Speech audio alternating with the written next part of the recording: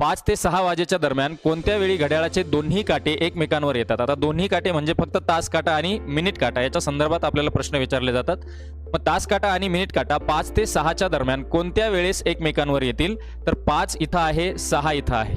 या ठिकाणी मी जर म्हटलं माझा तास काटाही 5 वर आहे आणि मिनिट काटा सुद्धा 5 वर आहे, असं या ठिकाणी 5 वाजेच्या वेळेस असं शक्य नाही, पण इथं तुम्हाला ॲझ्युम करावं लागेल. मग 5 वाजून या ठिकाणी तुमचे मिनिट तयार होतील 25 मिनिटे. 5 वाजून 25 मिनिटाच्या पुढेच तुमचे जे दोन्ही काटे आहेत ते 5 ते 6च्या दरम्यान एकमेकांवर येतील, त्याच्या आधी येऊ शकत नाही. मग पर्याय जर पाहिले तुम्ही तर तुम्हाला 5:25च्या पुढे फक्त 5 वाजून 27 मिनिटाचा ऑप्शन दिसतो. हाच ऑप्शन तुमचं उत्तर असेल. पण उत्तर शोधायचं कसं? 5 वाजून 25 मिनिटं जे आहे त्या 25 मिनिटाला तुम्ही 11ने भागा. 11ने भागल्यानंतर 11 दुने 22, इथं उरतील 3. 25 मध्ये हे पूर्णांक आलेले आहे ते मिळवा. 5 वाजून 27.311 मिनिट. आवडल्यास नक्की लाईक करा, सबस्क्राईब करा. धन्यवाद.